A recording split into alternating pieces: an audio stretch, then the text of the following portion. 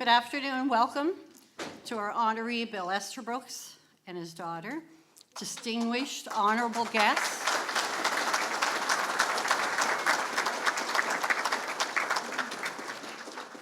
ladies and gentlemen, family, friends from far and near. What a wonderful day this is.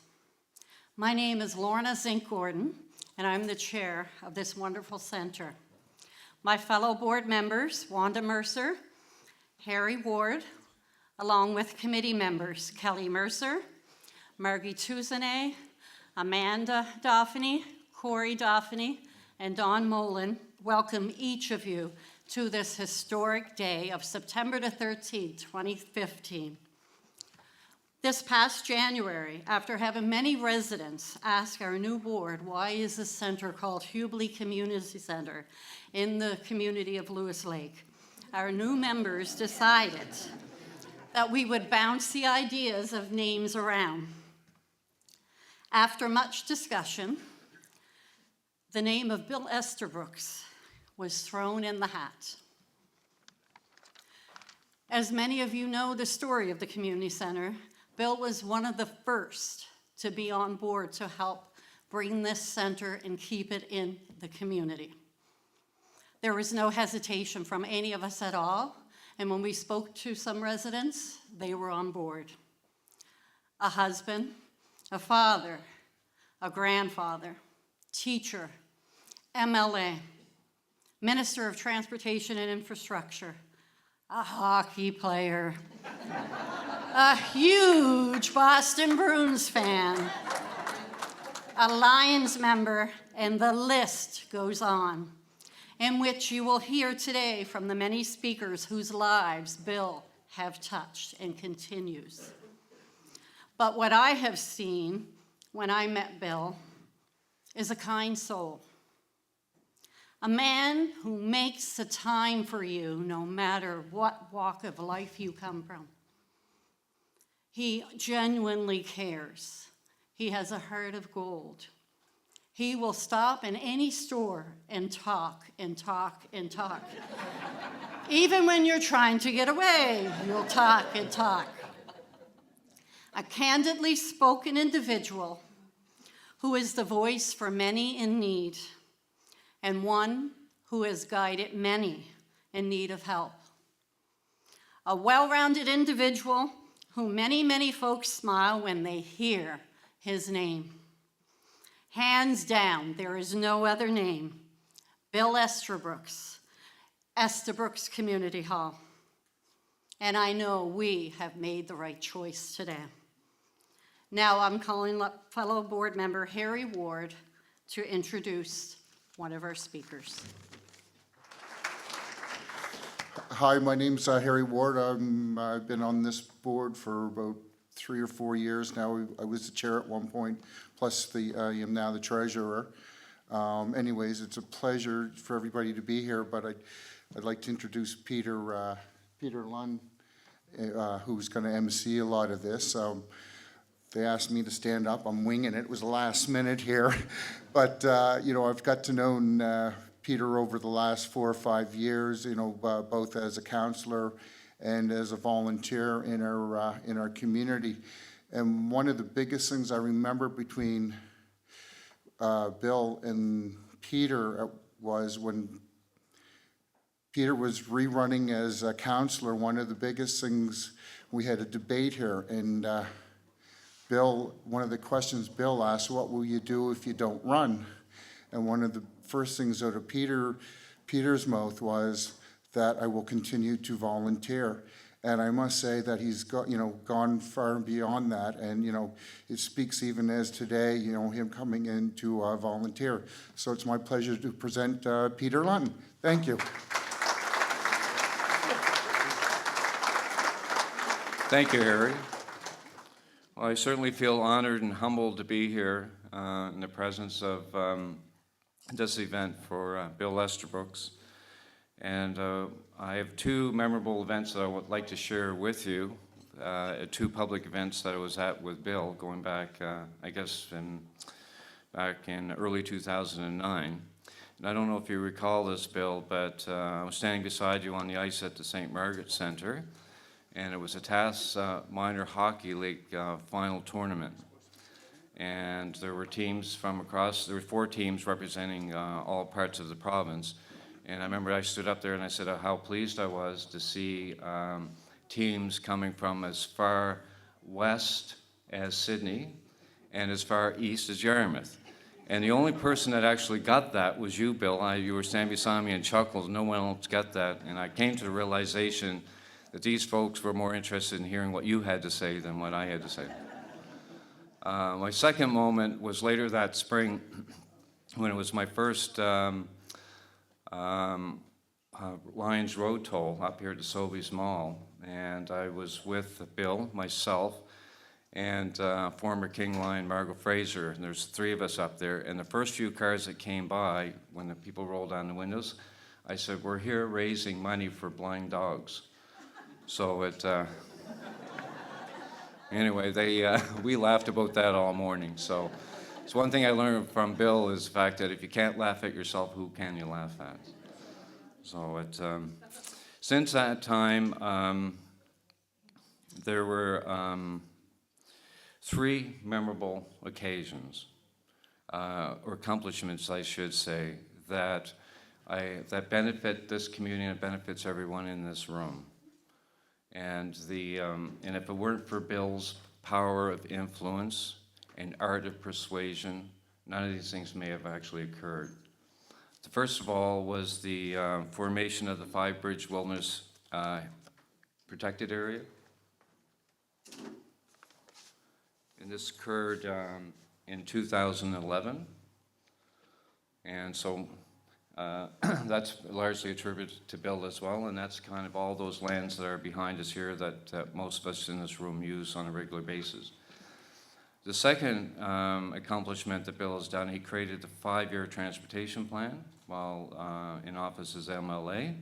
So what accomplishment there was is that it took the partisan politics out of road paving by creating the 5-year paving plan as well.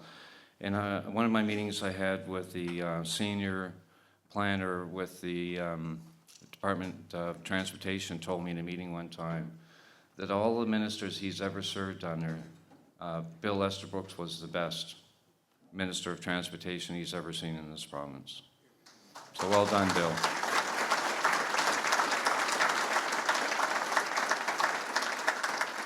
And the third accomplishment is where we're all sitting here today. Because back, I believe, in 2010, I think it was, that when HRM moved the fire services from this building to their new facility next to Sir John A., I thought, well, we're going to have to stop that. So I got together with Bill and Councillor Reg Rankin, and we said we can't let this happen. So we called a public meeting here, and we must have had over 100 people show up. And by the end of the night, there was a board of directors for this facility. And now look at it, it's here to stay. It was built by the community back in the 1960s for the community. And it's home to the Air Cadets squadron that you see over there as well, who have now grown to over, I think, 90 strong now, and this is their home. And this is a home to a lot of other user groups from young to old as well. And if it were not for Bill as well, he got the province to donate the 3 acres of land upon which this building sits for $1 back to the community. And this is also the gateway to the 5 Bridges Wilderness Protected Area as well that's behind us. So well done, Bill. Congratulations.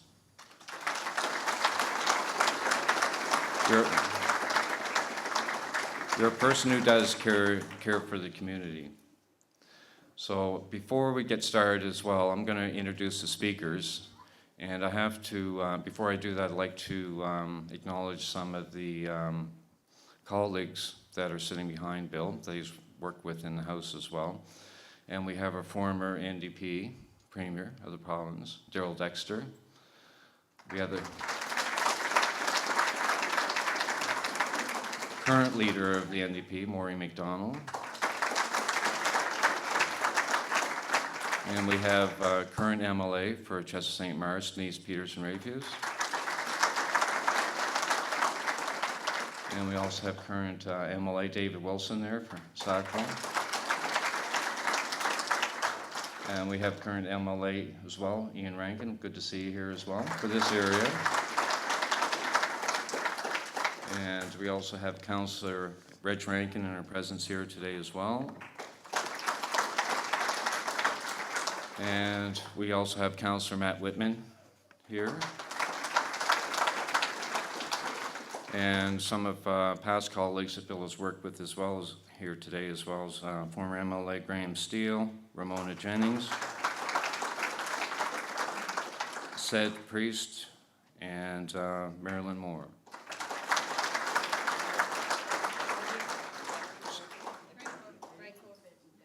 I forgot Frank Corbett. He's one of our guest speakers we have here today. Sorry about that, Frank. I didn't. Where is he? Oh, there you are. So, what? And Becky Kent is here as well. She just joined us. So I've got a roster of 6 speakers coming up that goes through anything from hockey to teaching to politics and you name it, from the Lions Club as well. So I'm going to keep an eye on you folks. Thank you. Thank you. Bill, this kind of reminds me of Sir John A. graduation. We get to sit over on the side and take it all in. Bill is one of those unique individuals as an educator, realized that to educate a child, you had to involve the community. You had to involve everybody. You had to touch interests other than textbooks. Because we don't teach curriculum as teachers, we teach children. Bill truly understood that. A lot of people don't look at it that way at all, but that's my belief, and Bill practiced it daily. Bill's greatest stories come outside of the classroom, where he imparted his best lessons. And probably to best get at that, we have to go back to his university years, because he was quite a student himself, very accomplished academic. He was an accomplished athlete, as you know. And at Mount A, where he attended, he was a member of the football team. Now, Bill, do people here know the nickname you gathered up at that time? They're about to. Actually, it's a compliment. He became known as Billy Goat. Now, for basically because he attacked things head on. That's the way he played football. Head to head, he went at things head on. And he carried that forward in life, into education and everything he did. Now, along the way, a few stories will arise from that. So my few little stories probably aren't going to be from the classroom where he taught. It's going to be from the experiences he had outside of the classroom. Days of Sir John A. I see Mike Bootley here. He might have been part of this, where an inspirational story would, I guess Bill as a coach, to inspire his teams, would sometimes get a little carried away. We mentioned the Boston's Bruin fan aspect a few minutes ago. It wouldn't be uncommon for Bill to be tearing the sweater off his back while he's trying to inspire these people and then yanking the teeth out of his mouth to make his point. But the students all picked up on that. They all carried forward, and they achieved well.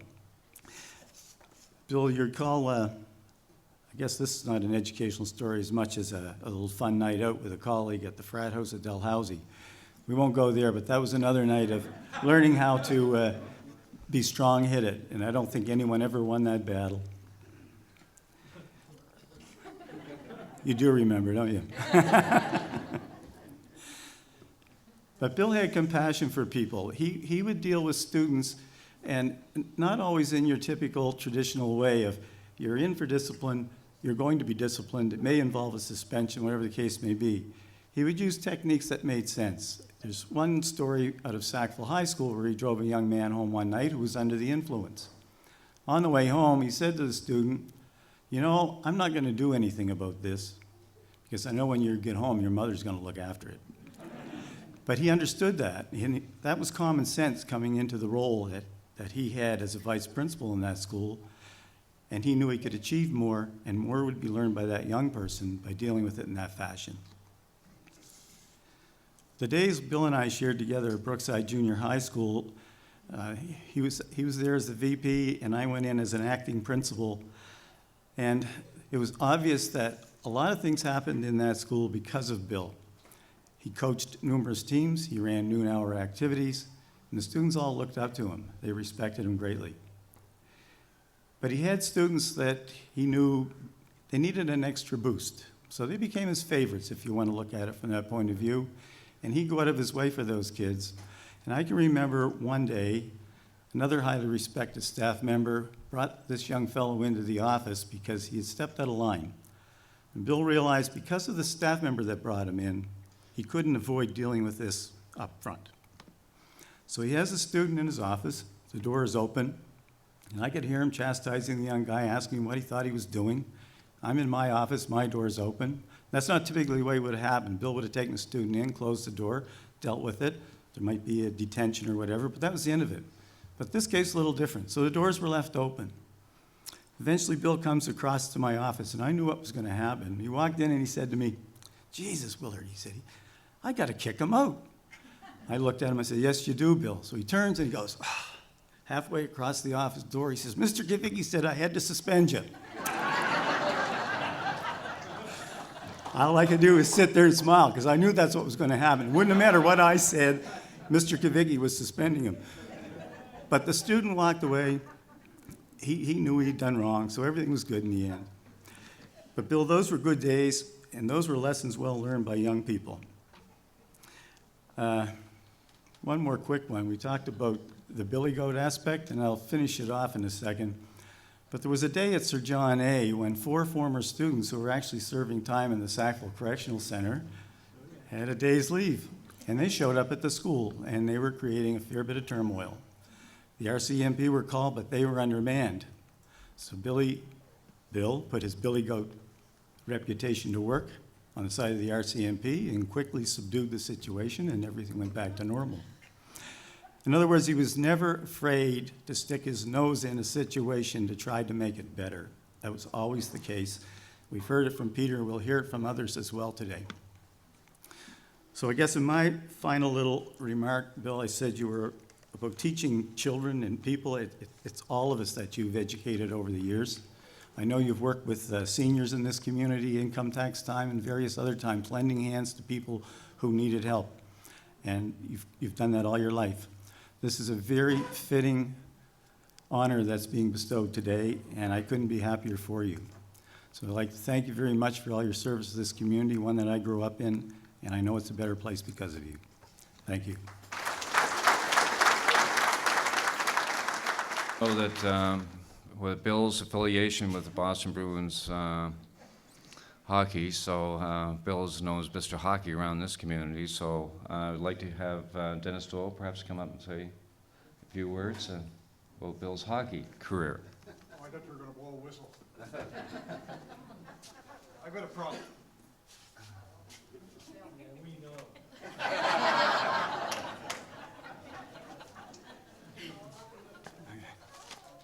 Okay. Before I start, I'd like to recognize that young lady in front, the good-looking one. Would you stand up and say hello to the crowd? Bill's daughter, Tricia.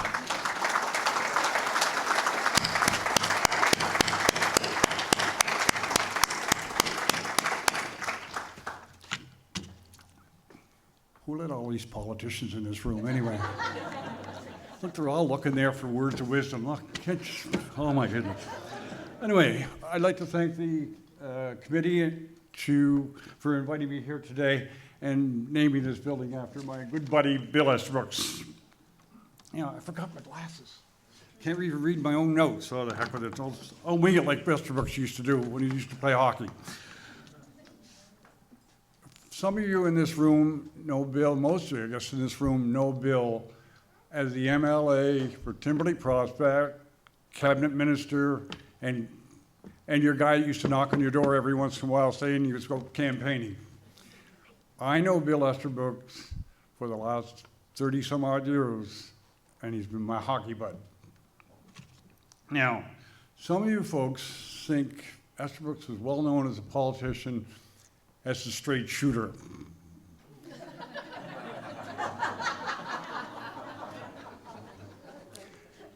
He couldn't put the puck in the St. Margaret's Bay.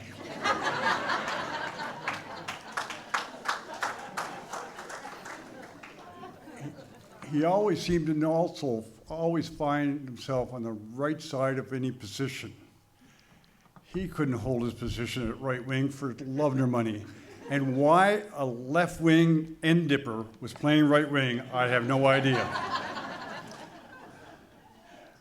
Bill, when he was in the legislature, always had a lot of respect for the opposition.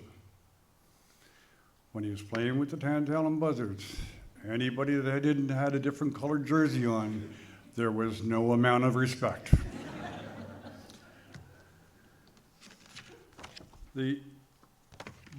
As we go through these times of playing hockey, and I could tell you hockey stories about how the night Mike Bugler took out his 5 teeth, but those are just between us hockey bugs and not ourselves.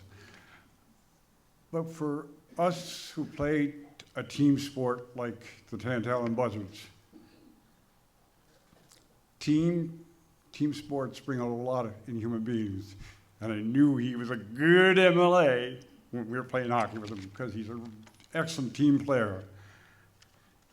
And although we always referred to him as number 3, because that was what his jersey was on the back, mine is 16. Bill was always known as number 3, but to his hockey buzzies, he was always number 1.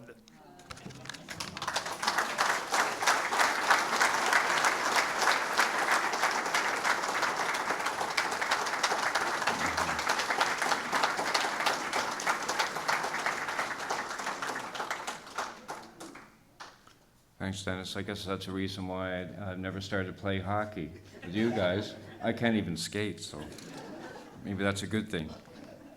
Bill out on the ice. Anyway, so we'll hear from Rennie Smith now, who's going to say a few words about Bill's career in the Lions Club. Thank you, Peter. I guess I've known Bill for 30-some years, perhaps a little longer than Dennis has, but it started off with hockey. And we played a lot of hockey together. We played, of course, for the Buzzards, and we used to go on tournaments, Charlottetown, Moncton, and Greenwood, and there are a lot of stories that can be told, and mercifully, most of them are forgotten. So, but I do remember the night in Kingston when Bill stopped the puck with his teeth, and so became very famous for that toothless grin that he's been using ever since. And, you know, Bill was a committed community pillar of the community, I would say. He was involved in everything. He was involved, of course, with schools. There's not a kid that came through high school in the last 40 years that Bill doesn't know personally. He would volunteer for charity auctions, bicycle rodeos, all sorts of charitable things. And, you know, Bill tended to be the spokesman. He would call it the mouthpiece, but Bill always had his opinion on things and let his opinion be known, whether it be in the dressing room or wherever. And when we were trying to raise money to build the arena at St. Margaret's Center, Bill, of course, was on the board of directors. And one day he said, well, you know, guys, I think it would be a lot easier to raise money if we had some of those yellow vests. Now, Bill was already a member of the Timberley Lions Club. And so he came over, and with his help and several others, we organized 20 guys from the community and formed a Lions Club. The Lions Club was formed in June of 1987, and the arena opened in July of 1988. And along the way in the Lions Club meetings, we decided that perhaps we should do something meaningful, like raise money for seeing eye dogs.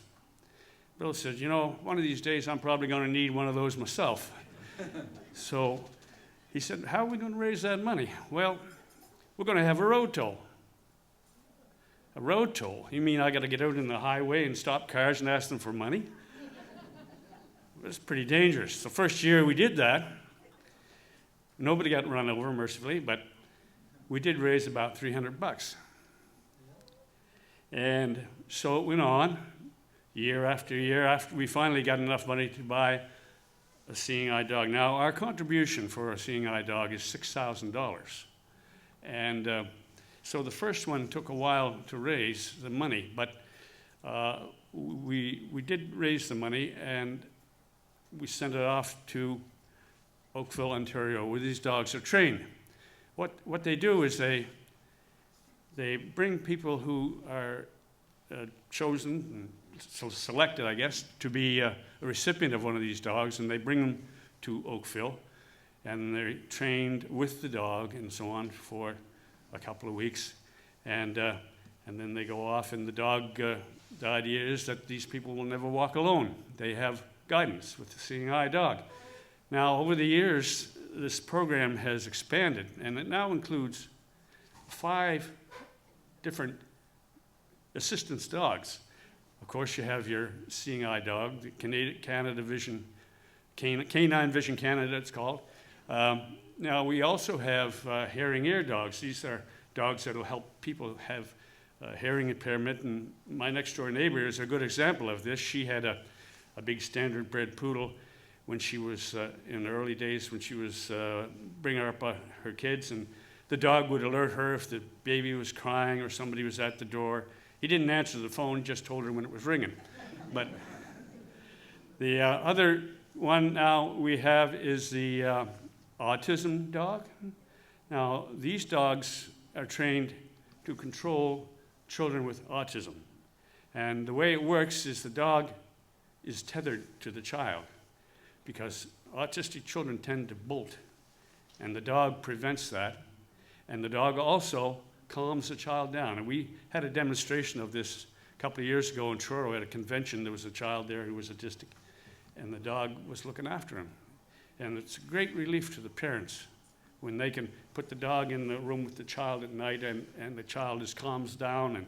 And so they're a great big help. And the other dog, fourth dog is the one who helps people who have mobility issues.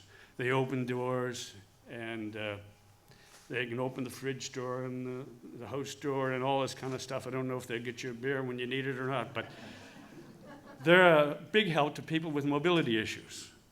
And now there's a fifth one, is the diabetic alert dog. And they will let you know if you're having a sugar low before you have a seizure. And so that's a new one that's just come out in the last few years. But anyway, we started out with one dog, and $300. Nowadays, when we go up there, the community is behind us. And when we do a road toll now, we raise enough money to buy a $6,000 dog. So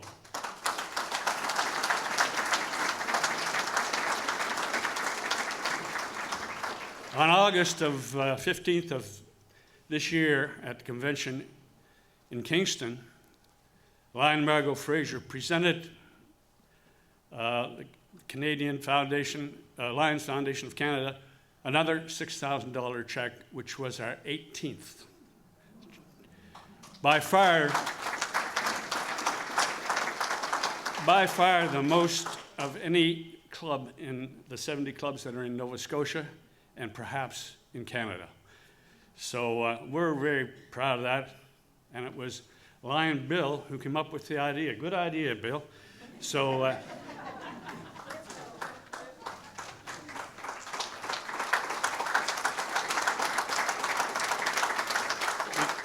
it's my pleasure now, on behalf of the St. Margaret's Bay Lions Club and the Lions Foundation of Canada, present Lion Bill with a life membership to the Lions Foundation of Canada.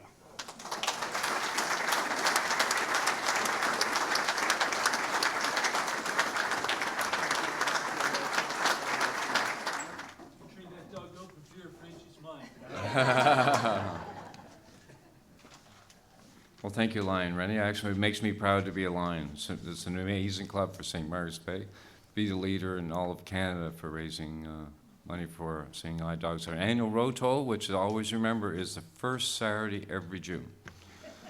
So And I also wanted to acknowledge another line. It was former municipal councilor who's done a lot of work with, over the years with Bill as well, and that's Lion Gary Mead sitting over there as well. So welcome, Gary. Gary's done a lot of good work for the community alongside Bill as well, so thank you. Next up, I'd like to introduce Denise Pearson-Rayfuse, current MLA for Chester St. Margaret's, who sat alongside of Bill. You know, she told me a couple stories she's going to mention, so stay tuned. Well, dear Bill and dear Tricia, what a pleasure. And the little hands off me is because I had the wonderful opportunity to sit in the legislature by Mr. Estabrooks. And we had a lot of laughs, and we worked together, and I got a lot of advice from Bill. And every once in a while, I would just give him a little bit of a leg rub to make sure that I would get more advice from him. So it's coming out now. Yeah. Yeah, no, Frank never did sit by me, so I think that there was a reason.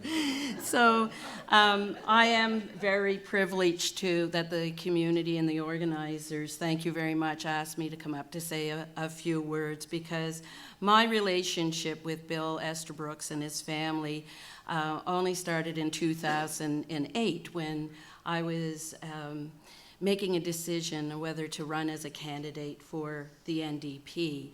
And I took some time to make that decision because I know the pressure that politicians get from their family and in their job, and that it needs to be a family decision. And I thought, who else can I talk to that has another perspective with regards to becoming a politician? And I had heard of Bill Estabrooks, like who in the province did not hear of Bill Estabrooks? So I called Bill and asked him if he would take a few moments of his time to talk to me and give me some suggestions and ideas whether this was a good step forward in my life. And he graciously invited me to his very modest office that was decorated totally in Boston fashion. And so that was a little bit of surprise because, to be honest, I was never in an MLA's office before that. And so I found that, well, that's unique. It's Boston attire. And we sat down, and this kind gentleman, he told me the facts, and he laid it out of the benefits of becoming a politician if your heart is in the right place, and that you were there to serve the people and the community. That was what it was all about. If you did not realize at that point, and you had to learn that you'll have a lot of crap thrown at you as a politician, whether it was truthful crap or not. He used another word than crap. And so he really prepared me because I had a nice conversation, and I learned from him that, yes, this is what I wanted to do. I had a desire to help people out. But he also told me that I had to learn very quickly to have what everybody has heard, that thick skin. And that was sort of the hard part, because it's difficult, and you kind of don't want to have a thick skin because you want to feel the emotions for the people that you're serving. And although Bill said he had a thick skin, I knew that he didn't, because I knew that the emotional issues did affect him and his heart and what he wanted to accomplish to help people.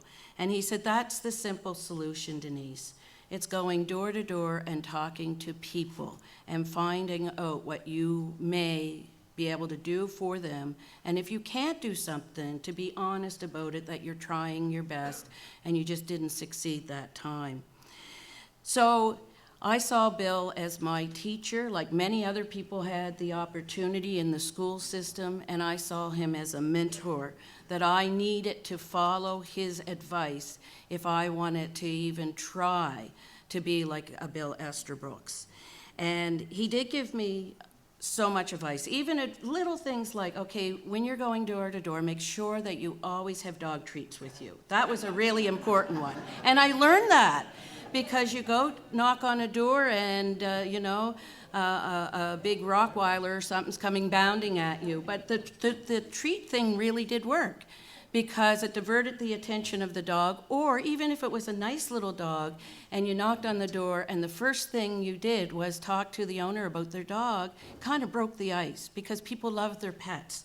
And I thought, that is great advice. That was Bill Estabrooks' advice.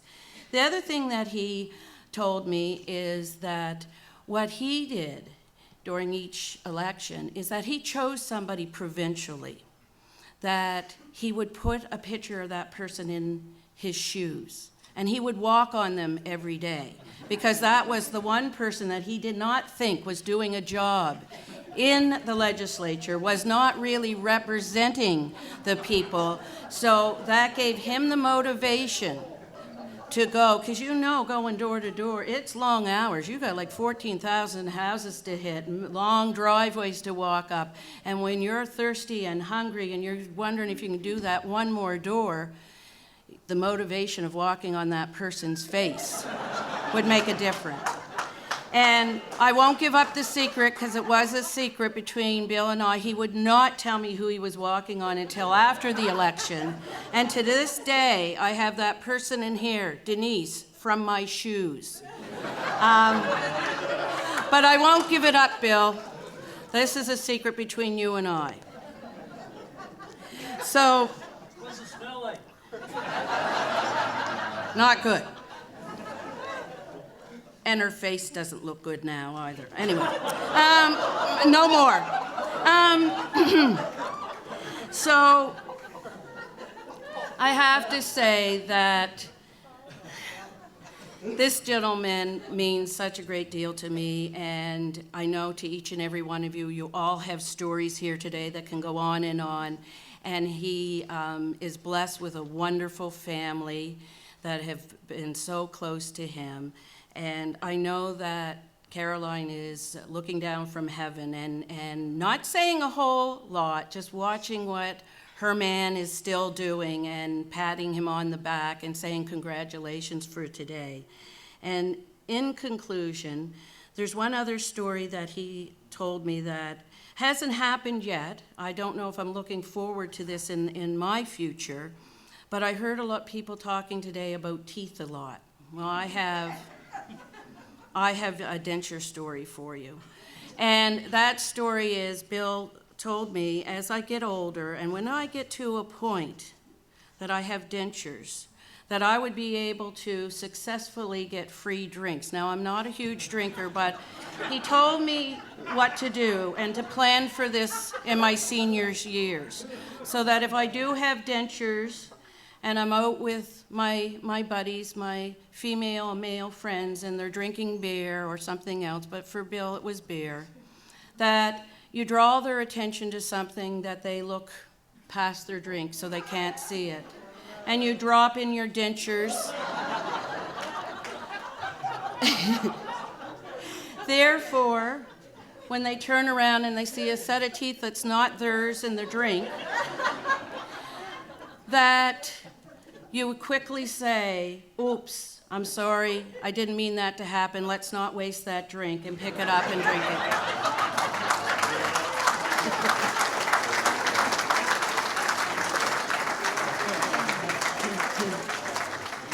So with that, I know that Mr. Estabrooks will provide me with more advice as I go along, whether it continues to be in the political world or another avenue that my life will take. I always will know that I can contact him and ask him for advice and know that I am getting good advice.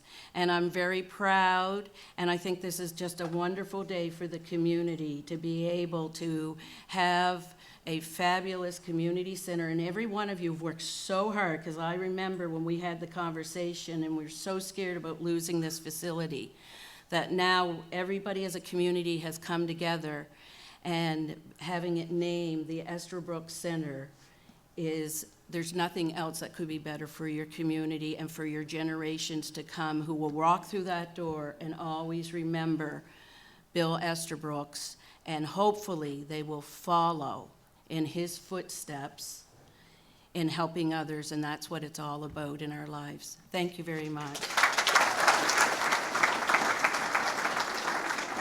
So now we're going to hear from two students, Laura Slonwhite and Jennifer Helm. And I hope, Bill, you didn't teach what you taught Denise Pearson-Rayfuse to these two girls who are coming up here to say a few words.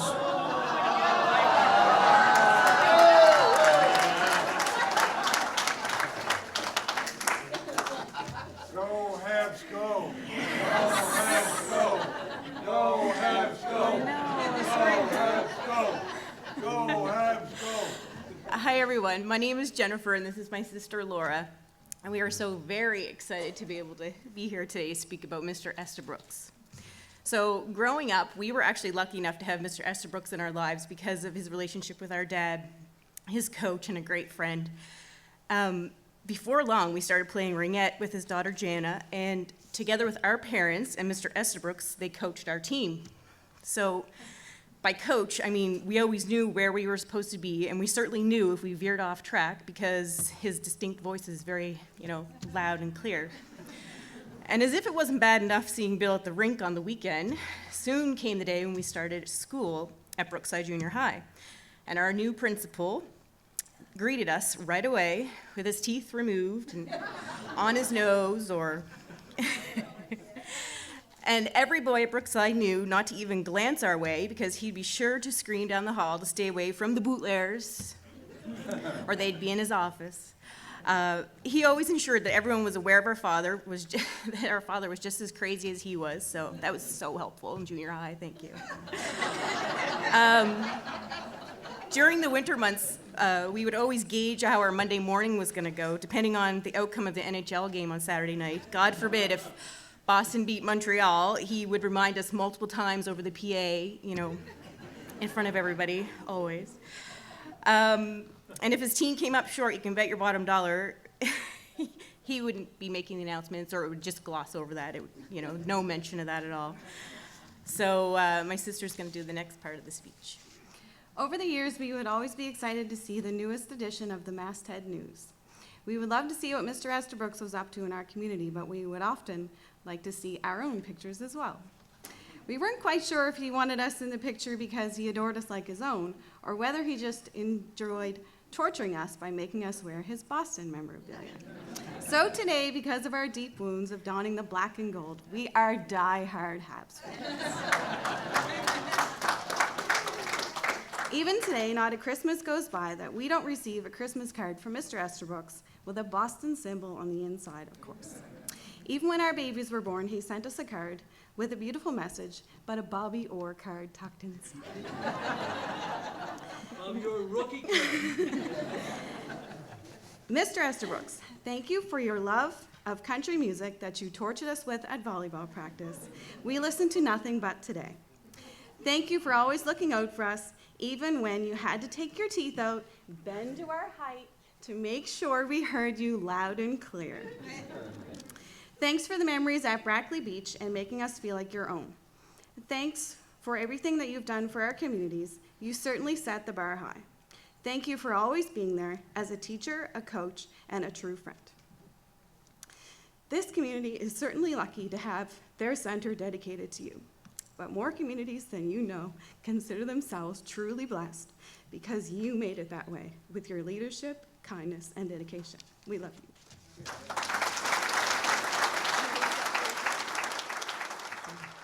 Mr. Frank Corbett, all the way down from the island of Cape Breton. Came from the west. From the west. Yeah, it came from as far west as Sydney. That's right. It's a circular. Well, everybody, former colleagues, and Bill, huh? I'm here, Bill, not because I have any great affection for you, it's that I was the only male colleague that would speak. From the look, Bill and I didn't know each other when we were first elected in March of '98. We literally did not know what each other looked like, and I wanted to keep it that way. But Bill and I, through a very short period of time, became fast friends. Bill and I have slept together in more motel rooms in Nova Scotia. Here's a typical morning when we would go away in a caucus retreat. Here was a typical morning. I would get up and cough and spit and maybe throw up for about a half hour. Right, Bill? And Bill, every once in a while, Bill would say, "Are you all right?" And then there'd be a lull in the coughing, and then he'd wait, and I'd say, "I'm all right." And so that'd be all right. Then I would clean myself up, and then I would draw a bath for Bill. And Bill would soak. So, you know, this is true. You can't make this stuff up. But, so, Bill and when we would travel, like what we call caucus retreats, when caucuses would go away, you're always allowed to have your own room. But him and I, two things would happen. And Gordy and Dave are here, and they would notice. First of all, Bill and I would always bunk together, and it would always be the drinking room, right? If not, and after a while, as caucus grew a bit larger, and we would go to places that they would have, maybe we'd stay in a smaller cottage, and ours would be the place that we had the bonfire in, right, Billy? And we'd have black rum and warm Olins. So you weren't a man going in, you're a man coming out. But, you know, there's many things we could tell about your adventures of losing kids in PEI. You talk about things haunting you. I'm a Habs fan. My nephew, or actually grandnephew, plays here for the Mooseheads. He's away. Kevin Fitzgerald. Kevin is away at San Jose Sharks camp, and a guy named Darren Orr is his agent. And you may know Darren's father. That's Robert Gordon Orr, and they were quite thrilled to have supper with Bobby this past summer. And my nephew and my niece, who was his mother, told a story about how gracious Bobby really is, and how there was people just coming up, person after person. This was down in Boston, and he had time for everybody. So, you know, your loyalty isn't misplaced, Bill. But, you know, we had many good times together in caucus, whether it was poor Jean Davoux, and he got up to ask a question. Bill and I took his question, threw it under the desk on him. And we did similar things that to Gordy. There was a rite of passage between Bill and I with a lot of the rookie MLAs, but it was always in fun, and we always had a very good time. But the times when the people kind of left the room and Bill and I would just sit there and talk, it always got back to family. His daughters, my son and daughter, and our grandchildren. And that was my time in politics, was the best times. When Bill and I would sit there and we'd drink our beer or rum and talk about the loves of our lives, which was our family. So I guess I want to close by saying we all know, and there's many elected and former elected people in this room, that we've all heard the saying, "Oh, you people that are elected, you politicians, are all the same." Well, that's bull. Bill Estabrooks is a unique individual. Nobody is the same as Bill Estabrooks. He's special, and he should be acknowledged as special. Thank you.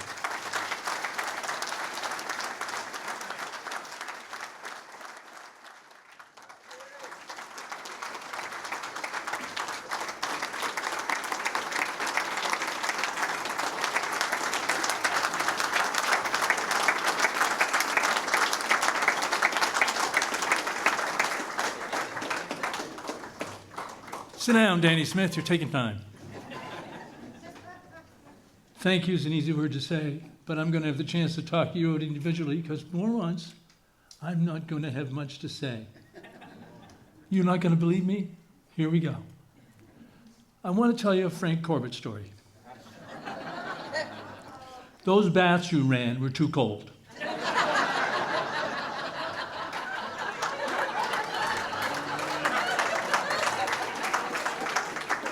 And her lovely little granddaughter, the day I read the sweater to her, that Montreal Canadiens horror Christmas story, I don't know if you know it or not, but I'm not going to read it to her ever again.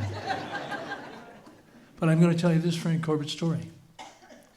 Dr. John Hamm, the country gentleman, had an afternoon appointment with a student journalist named Estabrooks.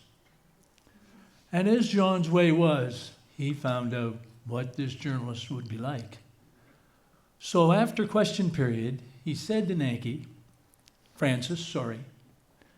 he said to Frankie, "What's Tricia Estabrooks like?" And Frank, of course, responded, "Mr. Premier, why?" "Well, I've got an appointment with her this afternoon." Frank looked at him and said, "John, she has Carolyn's looks and Carolyn's brains and Bill's shitty attitude."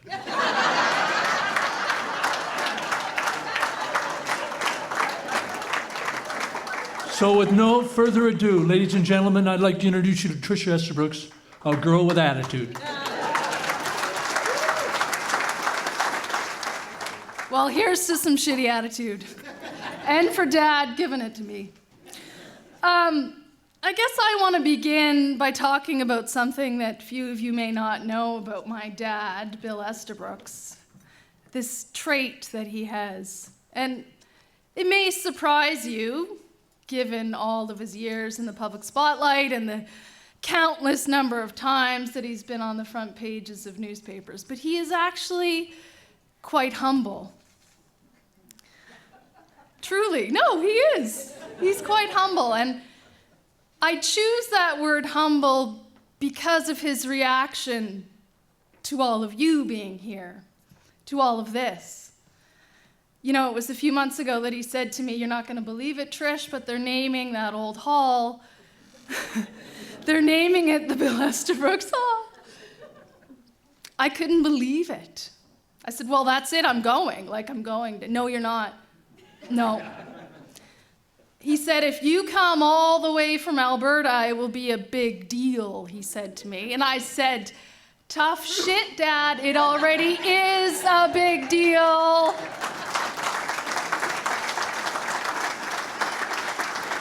So I flew in yesterday, and I saw that Dad's hair had gone from this down to this, and I said, "Is it a big deal now, Dad?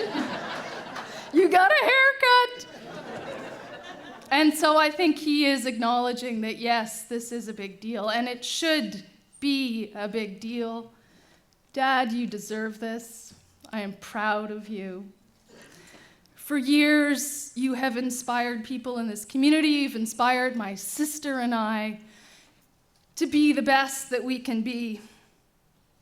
The thing is, though, to Dad, spending hours at the rink, spending weekends with the Lions Club, serving as your MLA, that's just what you do as a member of community. That is not a big deal to Dad. It is something that has come naturally to him his whole life. And so I, on behalf of my family and my dad, my sister, who couldn't be here, other family members who are here today, I want to say thank you. This means so much, as much as it does to the many speakers that we heard from today. It means a lot. And in closing, you know, it strikes me when I come home and how I've watched Dad give so much to this community. It strikes me that for years, you know, he coached John A., he sold trees for the Lion Club, he encouraged people, not just kids, but adults as well, to be the best they can be. And as his MLA, as this community, he helped this community. And now when I come home, what I'm struck by is these small gestures that I see. Random stuff left in her mailbox. Home-cooked dinners brought to his door. Kim from Maya's Fish and Chips calling him up, "You have dinner yet, Bill?" And she brings him fish and chips. Clearing of his driveway. So it's come full circle. This is a community that is now helping him. And for that, my family wants to say thank you.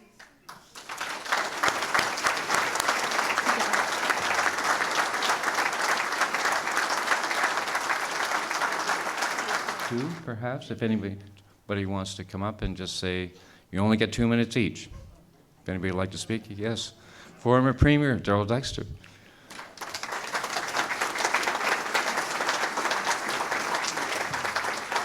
Just 2 minutes, Bill, so that's two, that's it. The truth is that when you're the leader of a political party and when you're the premier, there's a lot of things that you don't know. There, in fact, are a lot of things that people don't want you to know. And as evidence here today, there are a lot of things you're glad you don't know. So, but I just want to tell you this. Whenever I would go anywhere around the province, I would run into students of Bill Estabrooks, and they'd always say the same thing to me. They would say, we couldn't have made it through without Bill Estabrooks. Well, I got news for you. The reality is that we couldn't have made it through without you either, Bill. Whether it was the party, the caucus, the cabinet, the government, the province, we couldn't have made it through those years without you. Thank you.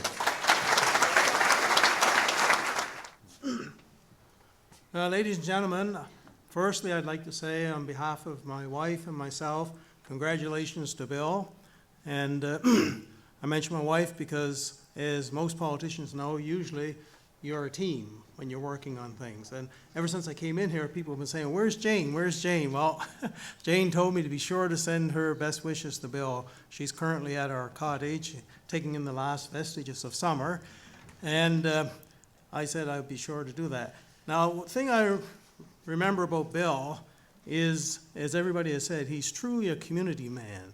So it is very fitting that this community center is named after him, because Bill was all about community. And when I was a member of Parliament, I had the pleasure of Bill campaigning with me on one occasion. And I remember Bill was made a comment to someone during our canvassing about how fast I moved from house to house and how he had to work to keep up with me. I was kind of surprised by that remark, because to me it was just the opposite. I was running to keep up with Bill as he was going throughout the community.